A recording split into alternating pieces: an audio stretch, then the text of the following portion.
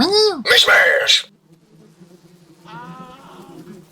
Accept the Black Lord's blessings. Hey, today I'm painting my Lord of the Flies miniature in a classic Deathguard method. It's basically an amalgamation of the heresy scheme mixed with a modern goopy aesthetic. This method is quite loose in terms of neatness, but it did take quite a while considering the vastness of the mini. Also, we will be painting the base as well in detail, so along with the scheme you'll get a pretty sweet base design if you plan on painting an army. As always, if you enjoy the video, make sure to leave a like, comment, and subscribe for more. Every little bit helps. And if you really like it, consider becoming a channel member. As you all know, the hobby's quite expensive, so a few bucks a month can really help me out in terms of pumping out better content and more. Huge thank you to my channel members. You make this all possible. But without further ado, let's get into the paints list.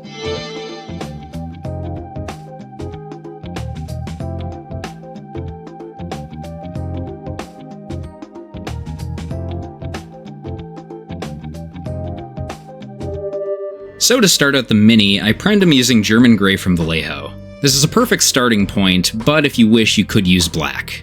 I then begin spraying warm brown from Pro Acryl overhead. This will give us a warmer undercoat for the white spray we'll apply later on. But in the meantime, he looks like an oddly delicious Nurgly chocolate treat for some reason.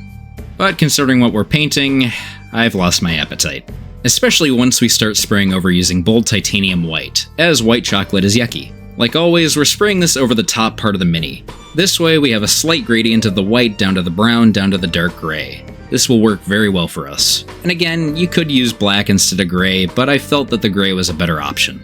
Despite this, I did come back in using a little bit of black from Pro Acryl as well, and I sprayed in some of the shadows manually. I'd also spray over the base to keep it a much darker color to fit the Shattered Debris City look. I want to be careful adding this in, as I want to focus this more towards the back of the model, as well as the undersides. I'm basically re-establishing the gradient I wish to have prior, as I used a little bit too much bold titanium white in the first place. Part of me kinda wishes I used dark ivory rather than white, but at the same time, I'm happy with the end result, so it doesn't really matter. So long as we have this fine gradient, I'm happy. And no, you don't need an airbrush to paint this model. I just encourage you to invest in a cheap one so you can pull off easy primes and base coats like this. Once we're finished airbrushing, we'll break out the proper brushes as we'll be using Militarum Green on both pauldrons. As you can see, our cheap gradient is perfect for this color. It applies smoothly, and Militarum Green is a good color for the 30k I've mixed with a corrupted Nurgly look.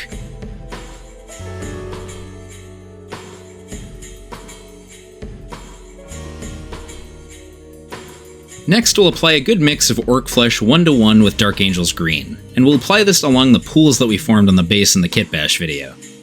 This is a great starting point for the Toxic Sludge, and I'm going to be using a little bit on the Poxwalkers. I am being careful as to not apply too much over them. I don't want to completely goop them up. I just want to keep it on the lower half, as it's kind of perfect for what I'm going for.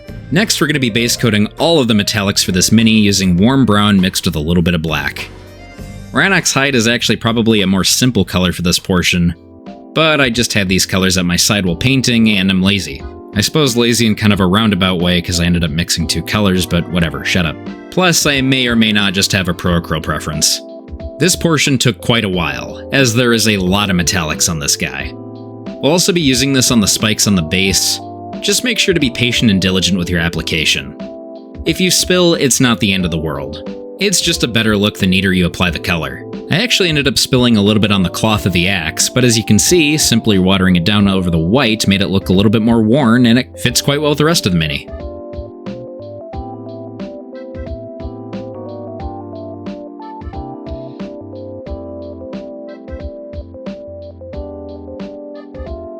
Next, over the wings, I'd apply Dark Angel's Green 2:1 with Rattling Grime. This is purely applied to the pseudo-chitin on the top portions of the wings. Do your best not to spill this. If you ended up going for the gradient look like I did, it'll be a pain in the ass to clean up. And there is the risk that you might ruin the effect and all the other wings will look kinda weird. Thankfully, it is a Nurgle model, so cleanup could be a lot easier if you went for some gross elements. I just encourage you to be as careful as possible. Next, we're painting the Nurglings and some of the Poxwalkers by blending some Fluid Pink from Vallejo along with some Maggot Skin from the Army Painter. The pink will be focused more so into the tentacles as well as the recesses of the Nurglings, while the green will be focused more as a general flesh tone. We'll also mix a little bit of fluid pink with some Gilliman flesh onto the poxwalkers. And again, we're focusing the pink more so into the corrupted bits of the tentacles and deformo bits. I really like how this looks overall. Honestly, by the end of this video, I was about as proud of the Nurgling as I was the main mini. Next, we'll be highlighting the Nurgling skin using a little bit of Scarsnick green mixed with a tiny bit of dark ivory. This will be applied while the speed paints are drying, so keep that in mind. I really want to water this color down for the blending, but for the sharper details, I'll keep the consistency just a little thicker, mostly over the joints and portions of the face. If it's too watered down, it'll just seep into the recesses and it'll ruin the paint job.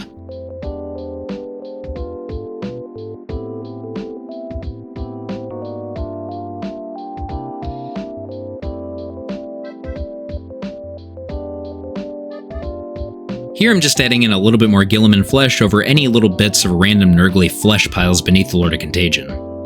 You can kinda just play around with these 4 colors to be fair. Any combination will result in a great Nurgly palette.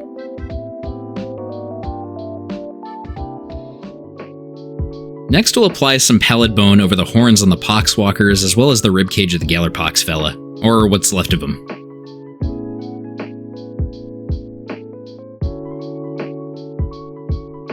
Next for our marine helmet, I used a little bit of blue from Proacryl. I may have mixed just a little bit of black into the color just for a darker hue, but regardless, this color is just here to add in a little bit of contrast outside of the Nurgly palette.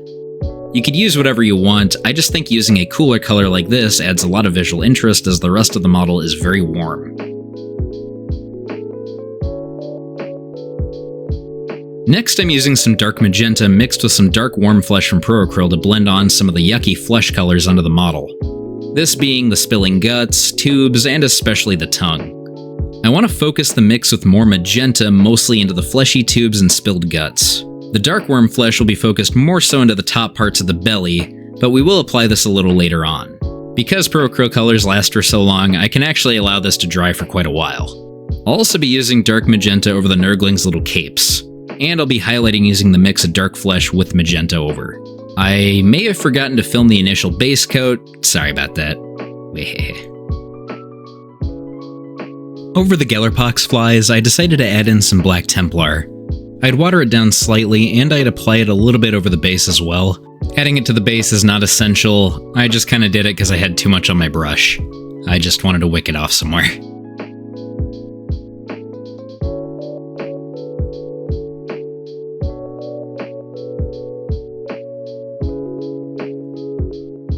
Here we're coming back in with the dark flesh and blending it over our prior mix. As you can see, the slight blend looks incredible for the corrupted, irritated flesh. And again, because I'm using Proacryl colors, they stay wet for longer so we can get away with blending the colors so easily. It's perfect for Nurgly flesh in my opinion. As scary as blending seems to newer painters, doing it like this is something that you'll get hooked on and you'll probably end up doing it for most of your minis. It's easy and it's incredibly satisfying. Next, for the Mini's cloak, I ended up painting over this using a mix of Blood Angel's Red mixed with Peachy Flesh from Army Painter. This color wasn't exactly something I was super happy with, but it is essential to the process overall. If you wish, you could just paint it in the same process I did for the Nurgling's cloak, but regardless, I want to show you the full method. As the contrast colors dry, I'd apply a mix of dark flesh mixed with a tiny bit of magenta over, and I'd blend it with the drying contrast. This would leave the color with a color similar to semi-old flayed flesh. This could actually be a good method for Night Lords if you wish, but we'll come back to the cape later on.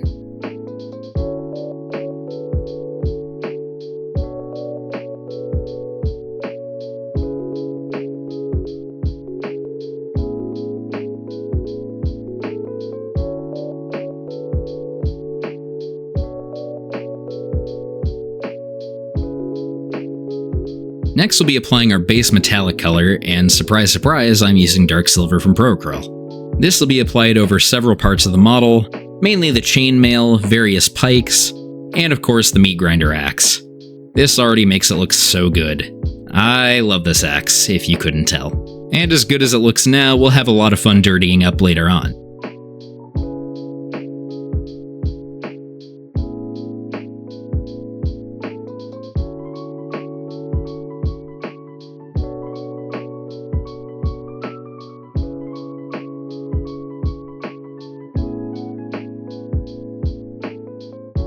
For our next metallic, I'm applying copper from Proacryl over all the ornamental elements of the Mini.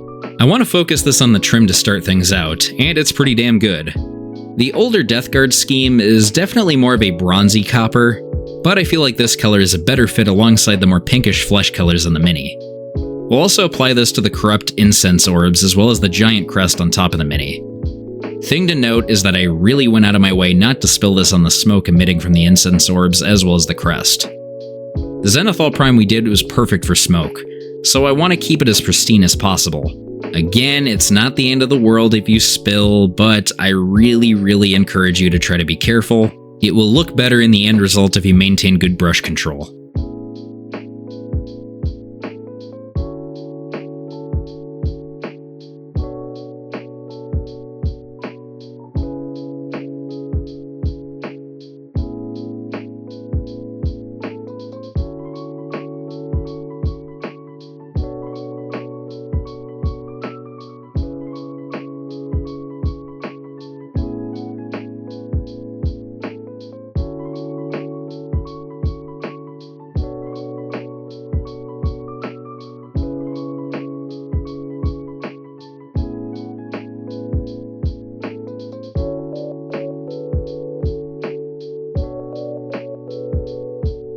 I'd also apply a little bit of copper to the power cell on the axe. I added this primarily more for the weathering options later on. I'd also end up doing multiple drive-bys with this color, especially on the underside of the Mini. This just ensures that I got every little spot of the metallics fully coated. With how big and detailed this model is, it's kinda easy to miss some of these parts.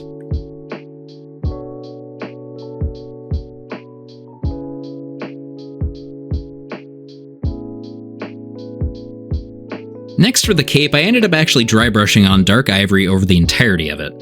If you want to pause and look over the details, I don't blame you. This was kind of a last second decision, so it was kind of not filmed on camera, and yeah, sorry about that. But I'd apply a mix of Flesh Tearers Red mixed with Leviathan Purple over the entirety of the cape. This would give us that classic magenta color that modern Deathguard minis are typically painted with.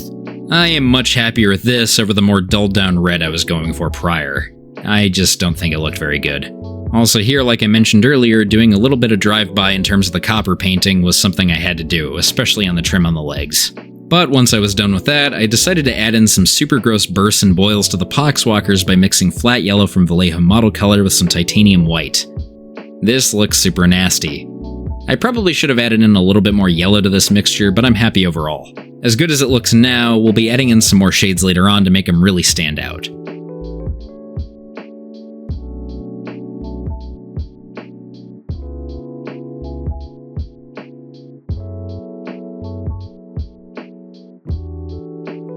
Next for the flies, I began by applying Ghost Grey to the wings via a brush, but then I decided this would take forever, so I just ended up using a dry brush using the same color. Thankfully, the wings that I did paint were kind of facing the light source I was going for, so dry brushing over them ended up looking just fine. It ends up looking more like a natural highlight.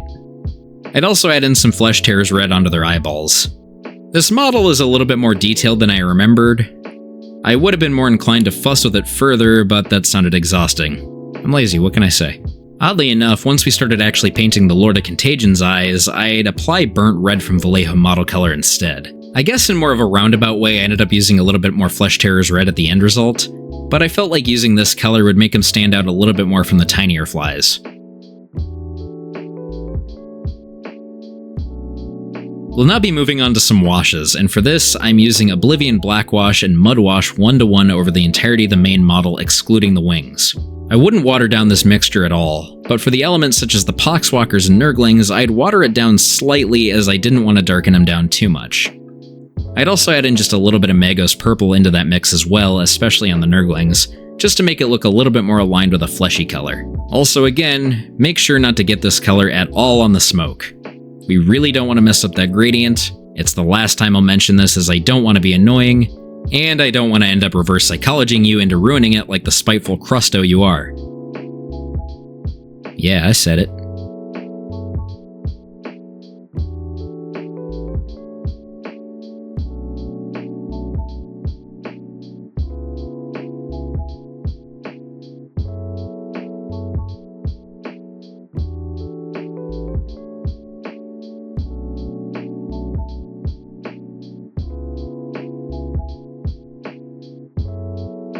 Once we're done with our washes, I'll then move on to the wings. I applied pallid bone over the entirety of the wings, and I'm using a good amount. I'm not flooding the details, but I want this color to be strong. Once it dries, we'll also apply a little bit of Magos purple over the wings as well. I'm just carefully feathering this color in. Using a little too much might end up looking a little bit weird, and I feel like the slight glazing of it makes it look really good. Additionally, the bone texture will actually peek through on some portions of the wings. It's very sporadic and it gives this dry, crusty texture. It kind of looks as if pus has dried over the elements of the wings. Super yucky. Next, over the armor, I'd begin highlighting using dark ivory. I'm doing my typical scratchy highlights over the long, broader sections of the edges. This way we can add in a brighter highlight later on the sharpest edges. I'd also apply this over the pauldrons as well, as we'll be adding in some additional coating of militarum green later on. I'd also apply very scratchy highlights over the Space Marine helmet as well. It ends up looking kinda weird now, but once we add in a contrast color later on, it'll look really cool. I'd also be sure to dry brush this color over the wings as well. This finishes the highlights on the main webbing of the wings, and leaving this dry brush over the chitin allows us to set up for another contrast color later on as well.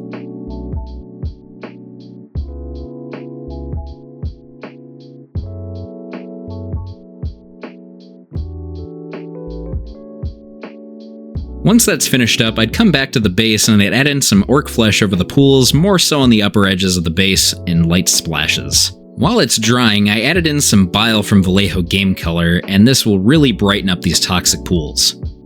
It's quite bright, and I'm not a huge fan of this, but we'll darken it down by adding in flicks of blood from the Blood God. I'm especially focusing this mixer on the poxwalker bodies as well as any biological elements sitting in the pools. It almost looks like they're being smelted into the goo, but I like to think that they're being formulated within these piles of pus. Yucky, again.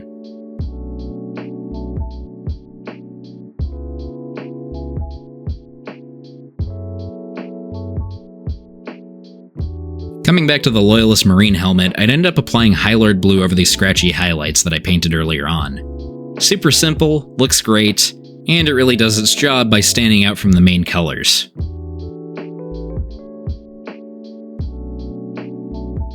Now to highlight the metallics, I'm dry brushing over the entirety of them using metallic silver from Vallejo Game Color. I'm using this on both the copper and regular metallic elements, as I think it works quite well for both colors. It kind of brings the colors closer together, and since the copper is old, having a silver highlight will make it look more dulled down. As you can see, I'm just using a small dry brush. Technically it's a makeup brush, but I'm not being careless with my application. Because this dry brush is so small, it allows me to be a lot more dexterous with my brush strokes. And if I end up getting any of the metallic on the miniature itself, it's not the end of the world. It actually looks kinda good. If you want to be more careful with the application, you're more than welcome to do it. I ain't your mammy. Regardless, now we're getting to the fun stuff. The dirtying up stuff. Or I guess in this case I'm using Dirty Down, as I'm using Dirty Down's Rust Streaks. This is the yellow edition, as I felt this color will look more fun along the line with the color scheme. I'm really only adding this into the holes on the axe, as well as some of the holes on the pauldrons. You could go crazy and use a lot on this. I think it looks pretty cool if you do so, but I feel like adding in just slight bits of it adds more character. You might also notice that I added this in on small portions where the wings smelt into the pauldrons. I think it kind of creates the effect of this bubbling mass. I'm not 100% on it, but I like how it looks overall. Next, to dirty up the copper, I'm using some oxide paint. Typically I just use some Nihilok oxide, but I ended up mixing in some blue-green from Vallejo with just a little bit of white. Watering it down, it's basically the same thing as Nihilok oxide, and I have a little bit more control over the colors. I'm focusing this again just in the recesses, as using too much is really distracting to me. Using a ton of corrosion can look cool, but I prefer to be a little bit more sparing with it. After weathering things down, I began highlighting the bone elements of the mini as well as the sharpest highlights on the armor via a mix of dark ivory and just a touch of white. I'm tempted to go back in with this mini and add in just a little bit of dryad bark to the highlights, just to do my typical chipping effects, but we'll see. I kind of go back and forth on it. I feel like adding it in would look great, but I feel like without it, it looks great as well.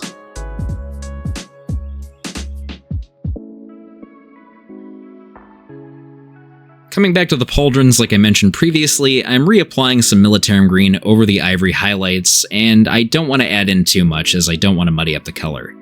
We'll really just want to focus this directly over these highlights that we created.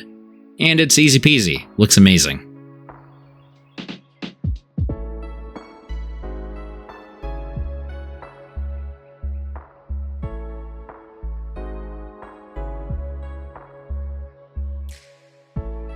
And for the wings, I'm doing a mix of lemon-limey color in the form of orc flesh and just a little bit of iron jaws. This is roughly 3-to-1 over the chitin.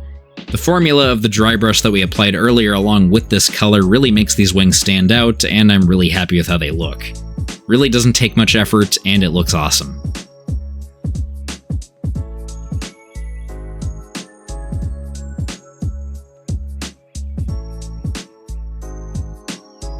Next for the smoke, I dry brush over lightly using bold titanium white over the sharp edges. This will definitely help if you messed up on it prior, and if you really want to, you could just add this over the entirety of the smoke as is, but again, keeping the gradient alive looks better. After doing so, I'd apply a little bit of Blood Angel's red over the eyeballs of the fly face.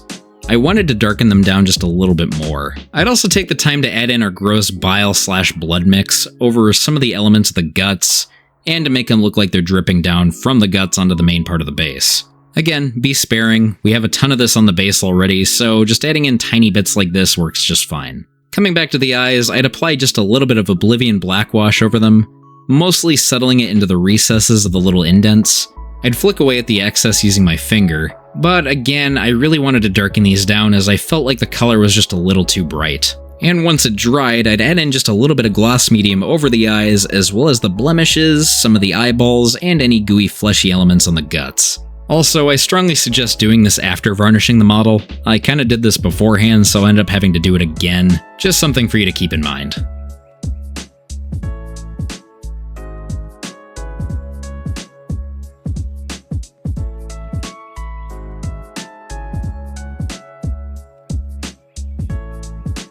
And as one final step, I'd add in some Apothecary White over the smoke. This will blend the colors from the harsh dry brush highlight over the gradient effectively. This is only slightly mixed with a touch of contrast medium, but straight from the pot would probably be fine too. And with that, our Lord of the Flies is complete. And man, I can't help but think this is one of the best miniatures I've ever painted. Not only am I super happy with how he came out in terms of kit bashing, but the paint job really makes him stand out, and he's really a good centerpiece if you ever wanted to make an army. As much as I'm not a gamer, I'm almost tempted to make an army around him with all the leftover Deathguard bits from my old army. I still technically have the entirety of the old Dark Imperium set, so maybe we'll use these guys on the channel more frequently. Like I mentioned in the previous video, I like to have any reason I can to paint Deathguard. They really do have a soft, squishy, squelchy, ugly place in my heart. So please, I implore you, give me any reason to keep painting them. I'm gonna paint them anyway. Who am I kidding? But regardless, if you liked what you saw, please leave a like, comment, and subscribe for more. Share it with a friend. And remember to mishmash, kitbash, and paint some fantastic miniatures. And you're gonna. I promise. See ya.